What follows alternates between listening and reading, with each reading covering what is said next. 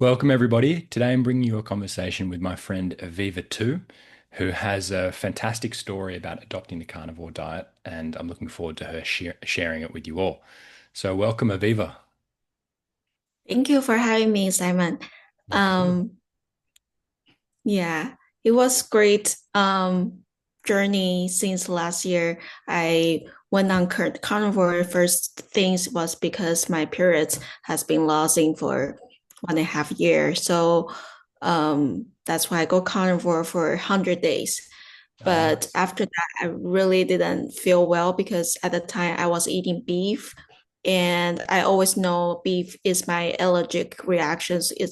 Quite a lot. Mm, So I didn't join any community. I do it alone, and I don't know what to expect, what to deal with it. So I just add in vegetable and fruit back, but constipations and I always have trouble with meat and vegetable and fruit together.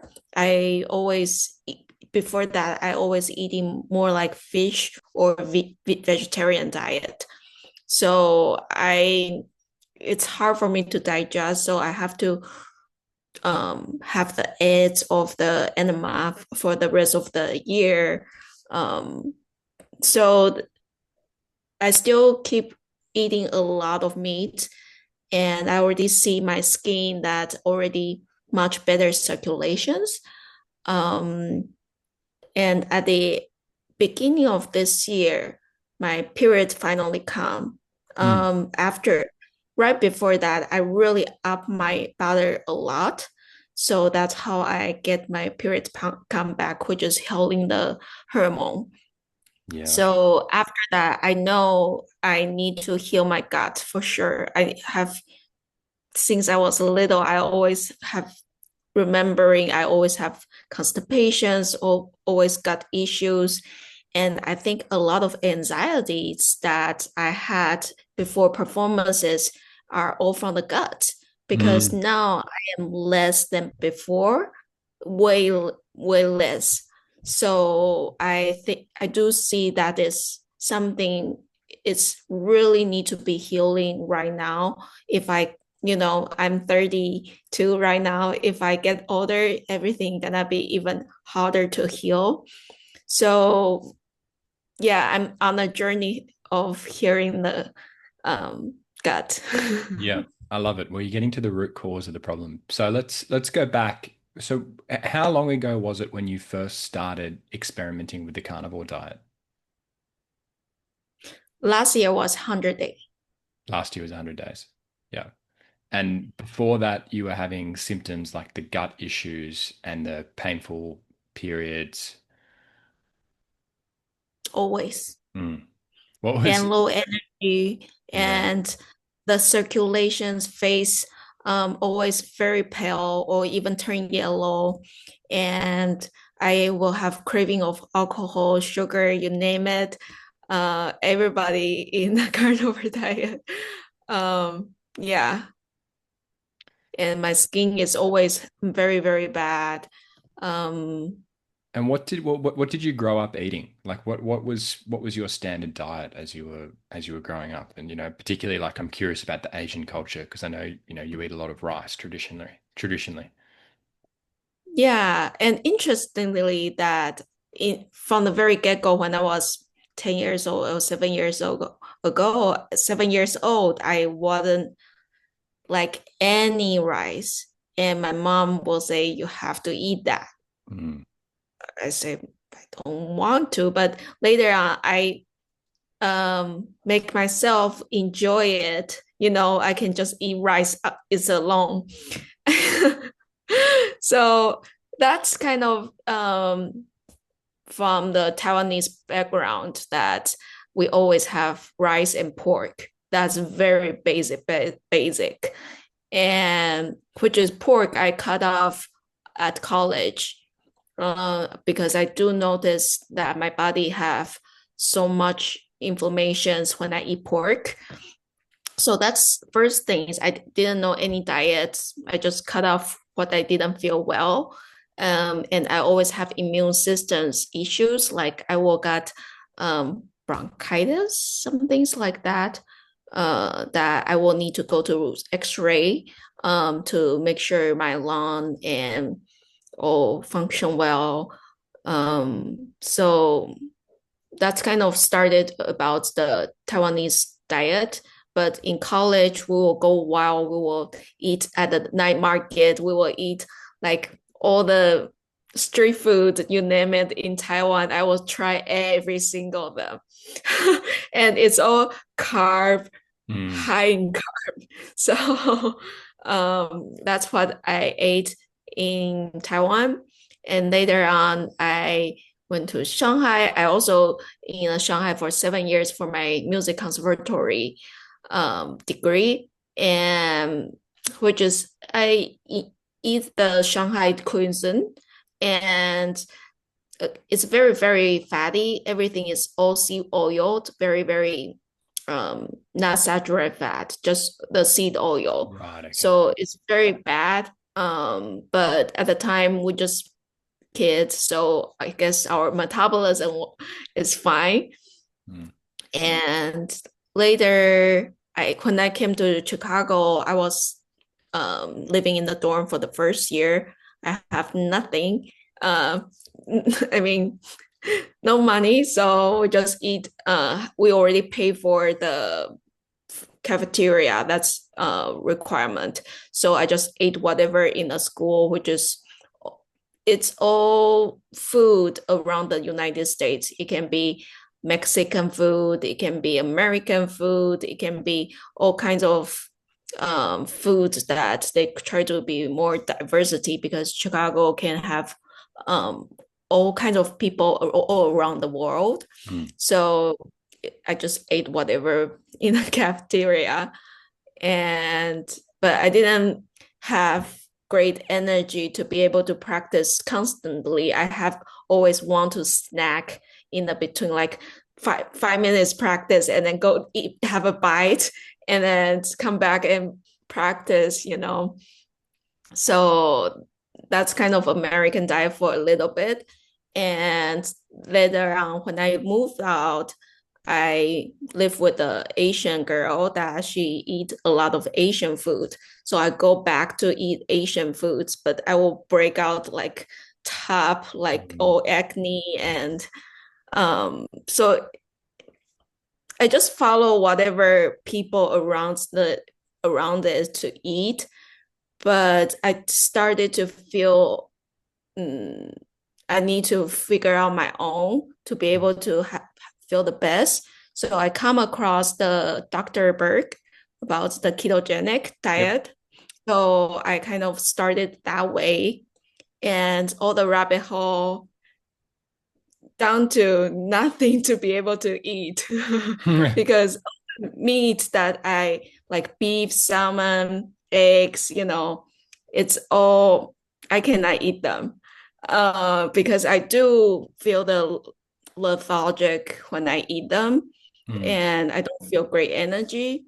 I mean, sort of thinking So about like a lot of those foods, there's really nothing wrong with them. You think about particularly salmon and pork. Traditionally, if you're eating wild caught salmon, you're eating pork that could actually forage around and eat a more natural diet. I wonder if those things still would have caused you issues. But the fact that these days, so much of the salmon is farmed and fed the wrong things, and often living in an environment where they're defecating in their own sort of area and then they're re-eating it and it's full of omega-6s. And then same with the pork, it's fed corn, soy, wheat, which is not a natural diet for a pig.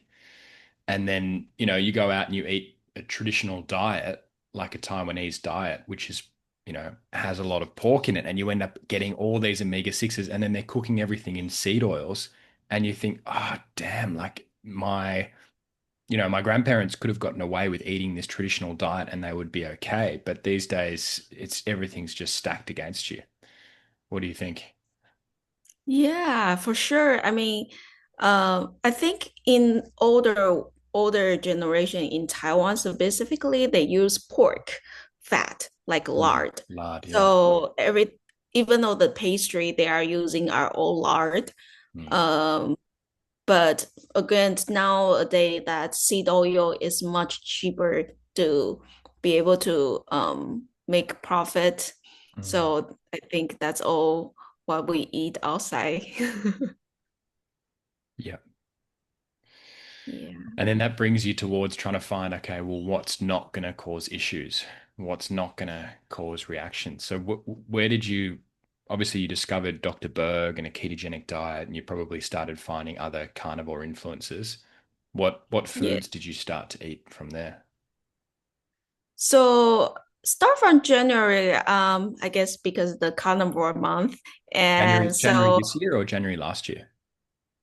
last year Yeah. that I started to incorporate red meat, which is beef and bison, and but I only introduced once bison in the beginning, and I wasn't feeling a lot of bad symptoms. So I thought my body is be able to eat it because it's been a while. I already cut off for a while.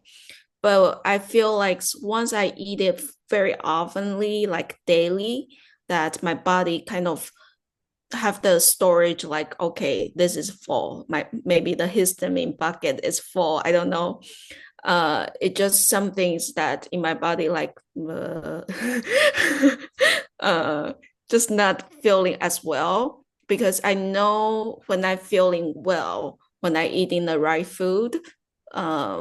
So yeah, that's kind of what I come across, started the carnivore, and but after I adding back vegetable and fruit, I really want to come back because I'm still struggling as I don't want to have the aids to be able to go bowel movement. So I really study more and then read a lot of YouTube to see what did I miss, what do I need, and try to troubleshooting.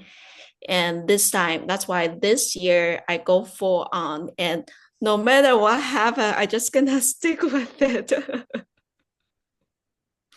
Yeah, I love it, Aviva. Mhm.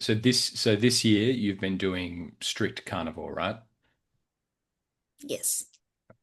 And I see on like I love following you on Instagram. You're eating all sorts of things like the bison tongue, and you eat quite a lot of raw foods. Yeah, can you explain some of the things that you've been eating? Yeah, the start with the organ, which is liver, brain, Mhm. and kidney, heart, and I think that's what I got right now. And tongue and oxtail, these two are awesome. Mhm. These two are really my favorite. Yeah, Um, so those are more like organ parts, and I have tried starting and with the raw or eggs. cooked? Do you eat the organs raw or cooked? I actually love the organ in raw. Um, but yeah, I didn't know I'd be able to eat a raw organ, and but the more I see people try to eat it, and I was like, I will try it. And then I eat it. I never go back to cook it Mhm. unless I need to because I did experience recently. I just don't know what my gut lining now. I think I realize when I eat raw organ, I start to get bloated. So that's something I think it's what my body right now, something I need to be aware of. Right. Um, but later on, I really love the taste of raw organ for sure. Mm. Mm. Mhm. Nice. So you're And getting into the organs, including the tongue and the oxtail. What else are you getting into? mm, pretty much Seafood? just all salmon. In the beginning, I did have the eggs, fish like salmon and cod and all kind of fish that I can eat, like sea bass or the pompano. And there are another oscular fish steak. But I do notice when I eat them, like my hair will immediately have oily. Mm. Maybe it's because the farm raised. Yeah. Um, but it's interesting that I hear from a friend called Toby that he mentioned about he is in Singapore and they are having very strict rule about farming fish. Oh, really? So he actually eat better farm raised fish than wild caught because wild caught fish can be polluted. So in Singapore, I think maybe you can get very good quality of farm raised fish, and he Nice. is also carnivore. Yeah. So Nice. yeah, that's also very interesting to hear that. Yeah, that's interesting. Now, like, I know you've made a lot of progress with carnivore, but I know that you're also working through challenges. So maybe initially we could talk about some of the progress that you've made, and then we can talk about, how you're trying to fine tune things and sort of any issues that you're starting to work through. So what progress have you made so far, Aviva? So my improvement is like my oral health is my first year ever that no decay because before this I very heavy on the fruit. I never thought decay Mm, will be caused by fruit. I mm, never really heavy on the sugar diet, although sometimes when I look at all the goodies from Japan, like so pretty their packaging. I will really want to eat all the different kind of goodies. So oral health is completely. I don't know if it's complete, but first mm. year. So That's knock great. on wood. Mm, And my taste bud is much better. It's much cleaner.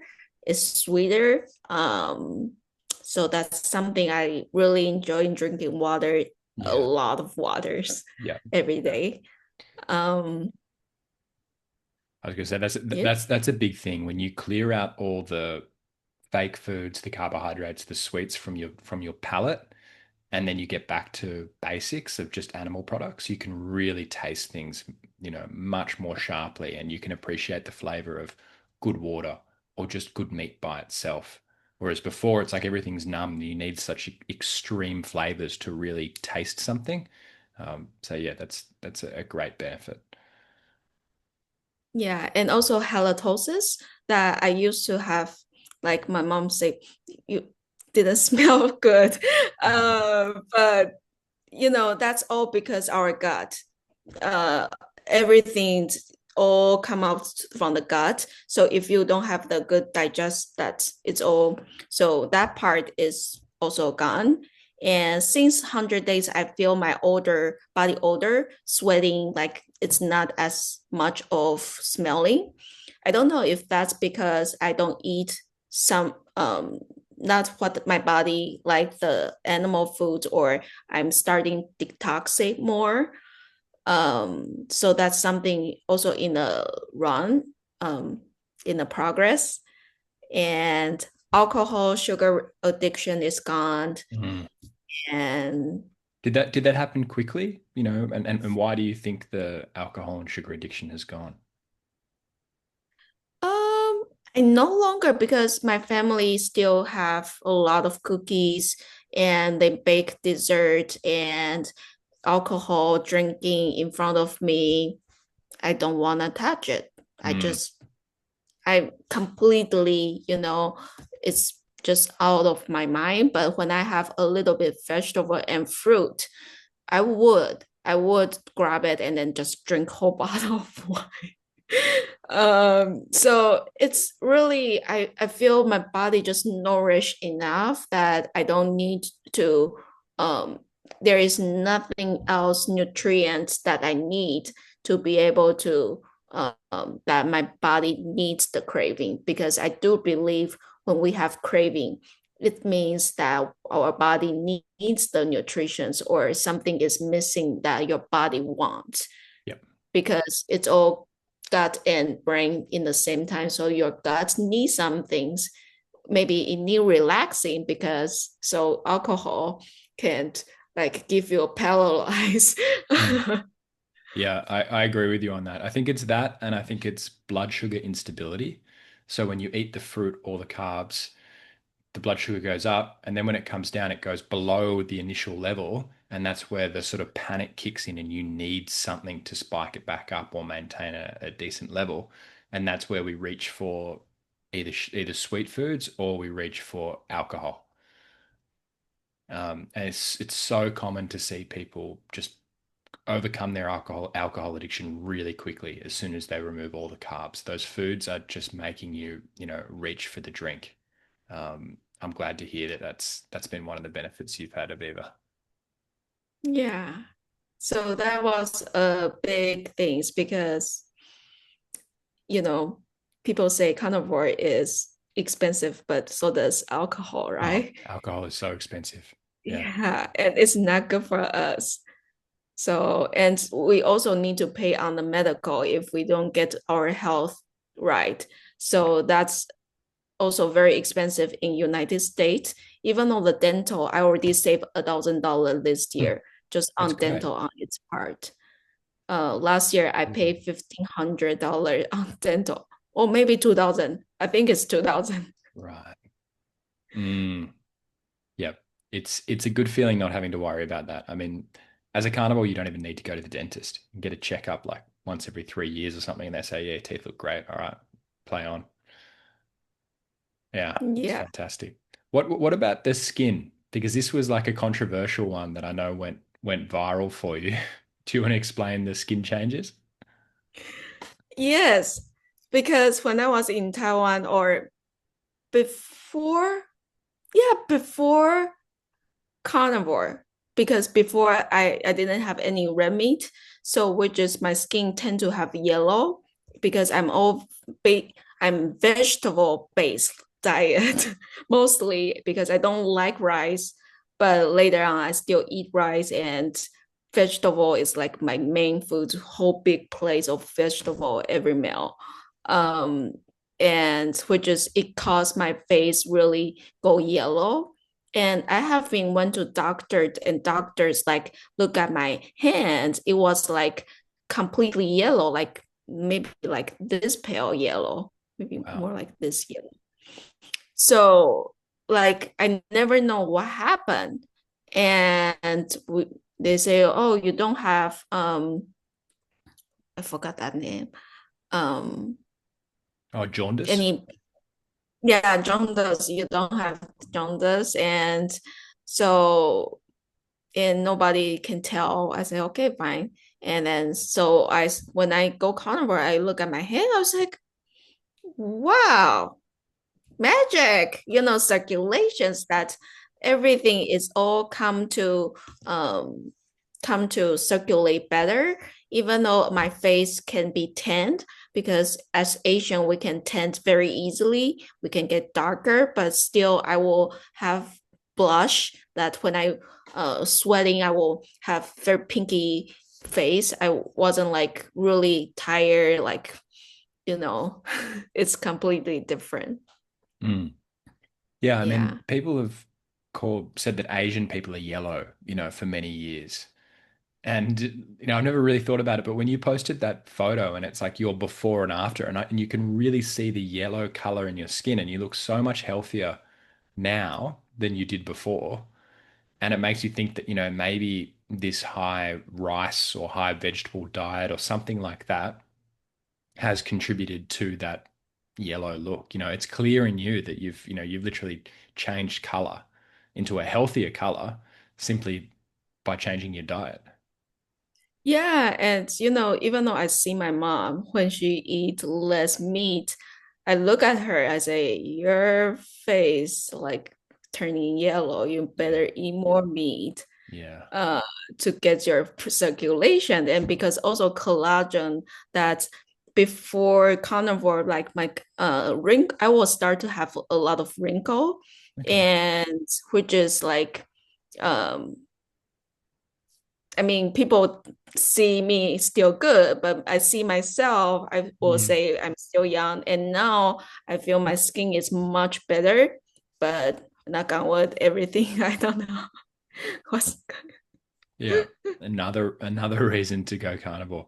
What about problems with your cycle? Because you said you had a painful cycle, and that was one of the reasons why you were motivated to go carnivore. Have you noticed any changes there?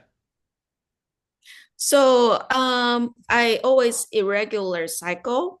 Like seven, sometimes I will go no period for 7 months, 1 year, 1.5 year is the maximum. And so this year I got my cycle back February and April, and I'm still waiting for the third one. I think it's still regulating it, but I have no pain at all. So that is a good sign. That's really good. I really eat a lot of fat, which is I ate chunk of butter. I Mm. eat more up to 10 ounce. I think that's what I calculate in terms of what when I calculated, I know I eat up to 10 ounce of butter a Per day. day. No, actually one meal. One meal. Yeah. Wow. Well done.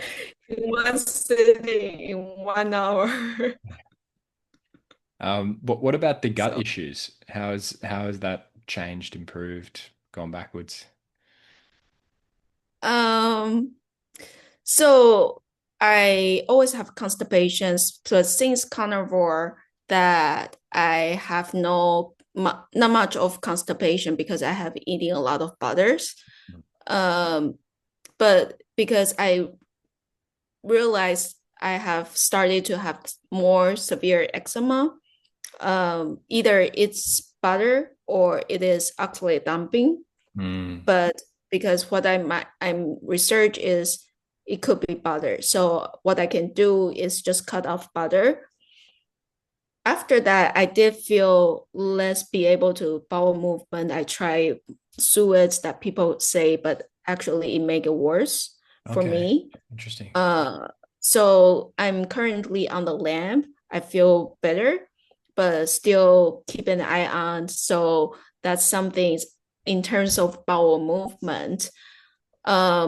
I don't know what's did I have for my guts. I never get tested, diagnosed with something, but I think a lot of autoimmune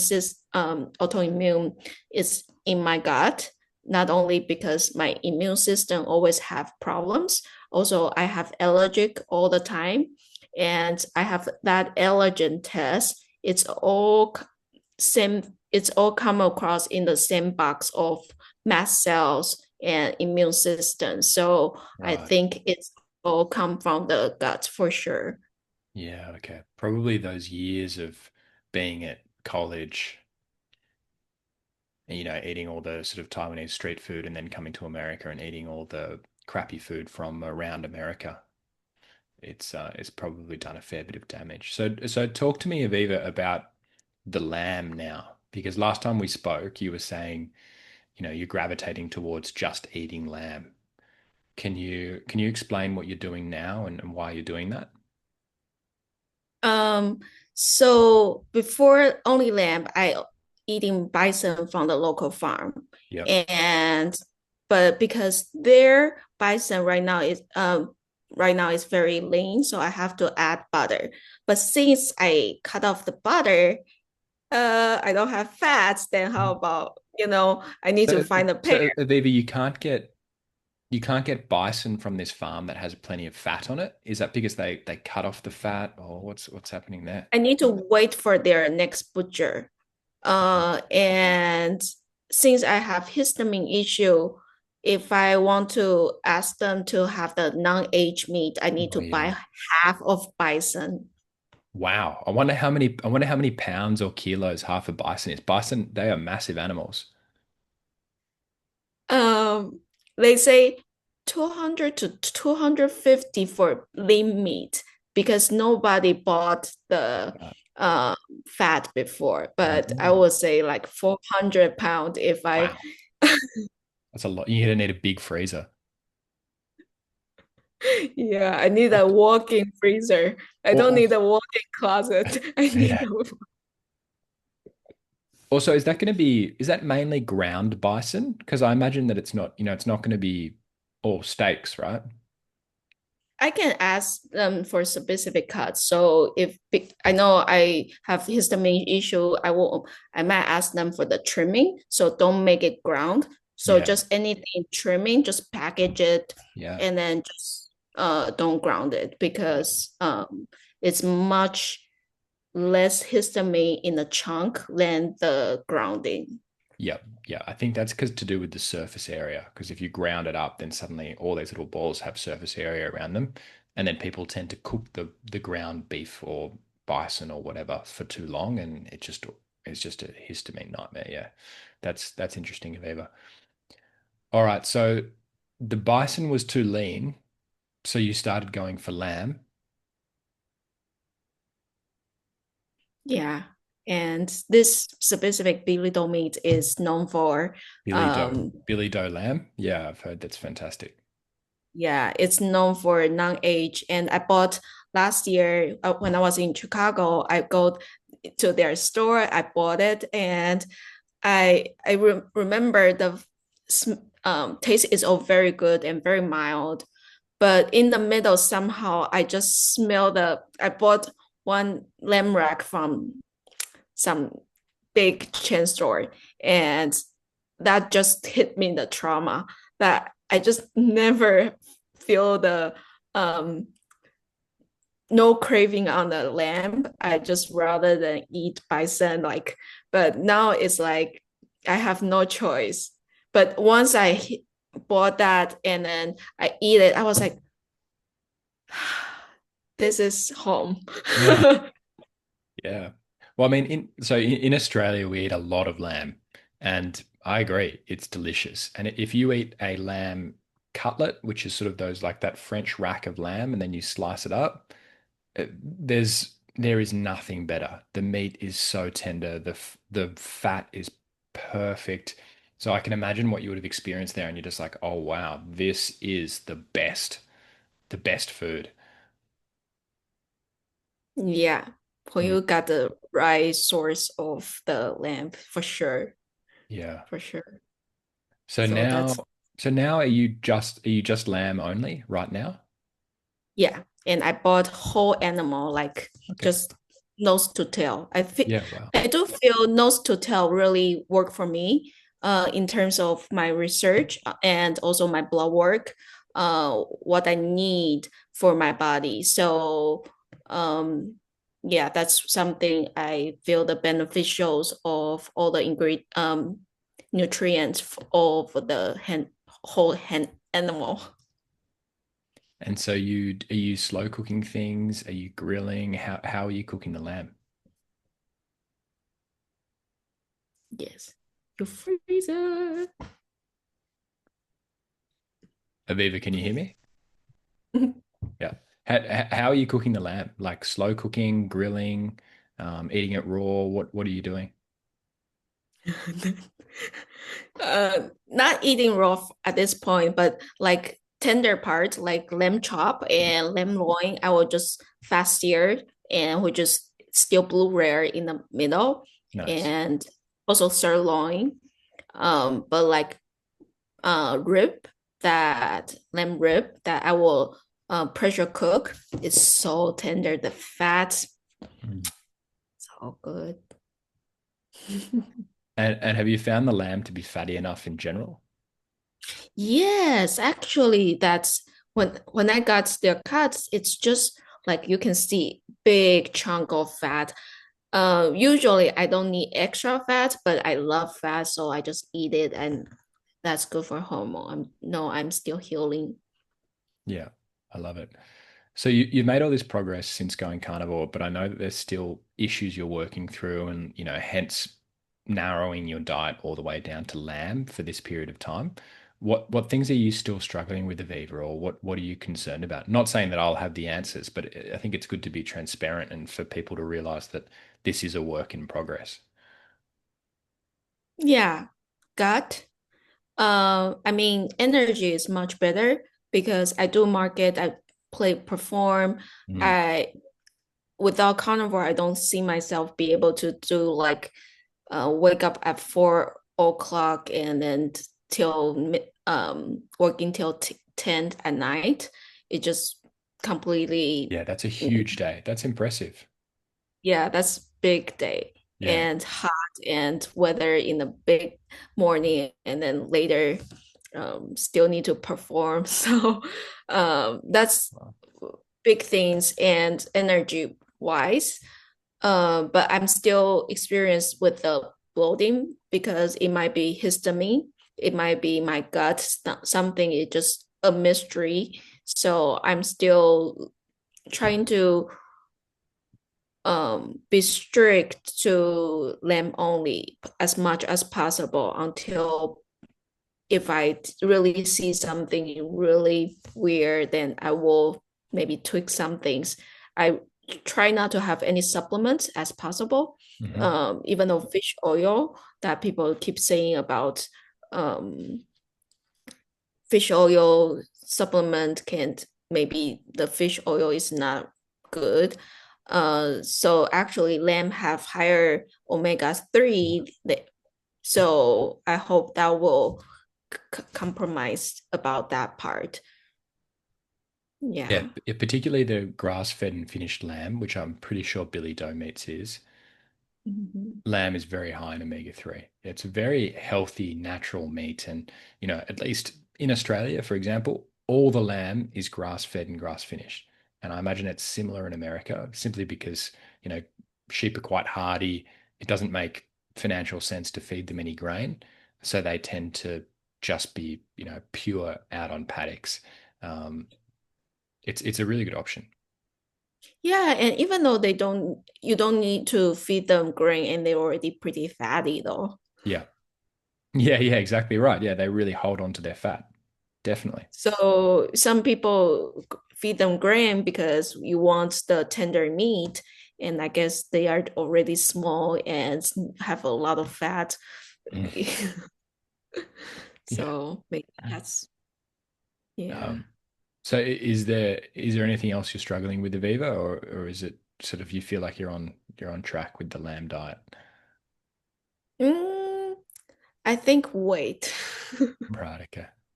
Too heavy, too small. I I already climb up like 20. I'm already gaining 22 pounds since last year Wow. started. So Wow. Mm. it's still climbing. So I don't know. I imagine you're a lot stronger now than you were. I do. I think this is real muscle. Yeah, yeah, yeah. You can always get a body scan done to track, how you're changing to see because I'm sure a lot of it is muscle and bone density. And carrying a little bit of healthy fat, the subcutaneous fat on the outside of your body is healthy. It's the internal fat around the organs that you have to worry about. Mhm. Mm. Okay. So, Aviva, is there anything that you want to leave people with, or any advice you want to give to the listeners? Um, I heard a lot of metabolic health around my around me. So it is very important. And that's why I got more cautious on my own health because it's like people go away and it's, you know, maybe that's not a um so it's not about the pressure of eating, it's about how you feed your body. Your gut will remember how you treat them. Like I just didn't treat my gut well, feed them the right food when I know it. And now I'm already in the very beginning, already starting to feel I need to reverse this. So if you are still feel any little struggles, you need to figure out what's going on. And carnivore is the safest diet that you don't need to go doctors and doctors to be able to um, figure out what's going on. You can do it on your own, but also join the community is a big changer because people in the community know what we are talking about, know all the symptoms, know what's it can be great obstacles to facing that people will cheer you, will help you, and troubleshooting together. I think that's why this year I can go more than 100 days, even though I'm still struggling. But people will say, "Oh, I did that before. Just keep it up. That you're gonna be great." So yeah, that's something I really learned it, and I think I know looking back anymore. I know this is the route to go because I already, you know, once is enough. Like living once is enough. I'm not going back anymore. Love it, Aviva. Yeah, look, I think being part of a community when you're going carnivore is very important. That's why we run the Carnivore Challenge, Dr. Chafee and I. And it's remarkable how many times and how often the same questions come up over and over again. And when you have, hundreds of people in the group who are all very supportive, plus some really experienced carnivores like Dr. Chafee, there is often an answer that can be quite simple and it just fixes things straight away. And, whether it's sleep, whether it's histamine issues, whether it's oxalates, whether it's cramping, whether it's diarrhea or um, constipation, whether it's trying to break coffee or alcohol addictions, it's so much easier when someone turns to you and says, I have had that exact same problem. I made this little tweak and I worked it out. Now I don't have it anymore. So, yeah, thanks for suggesting that, Aviva. I completely agree. And you guys should absolutely follow Aviva on Instagram. She's fantastic. I love the daily updates, and seeing what Aviva's up to is very, very entertaining. Lots of footage of you eating all sorts of things. Back when you were eating the raw kidney, like grapes. That I couldn't believe that. Yeah, and then the bison tongue and all sorts of stuff. So make sure you check out Aviva on Instagram. Aviva, thank you so much for joining and for sharing your story. Lovely to chat. I think you got a lot of wisdom about carnivore nutrition, probably more than you realize. So it's good for you to share that with people and get out there and let people know how much progress you've made. Thank you, Aviva. Thank you. Thank you.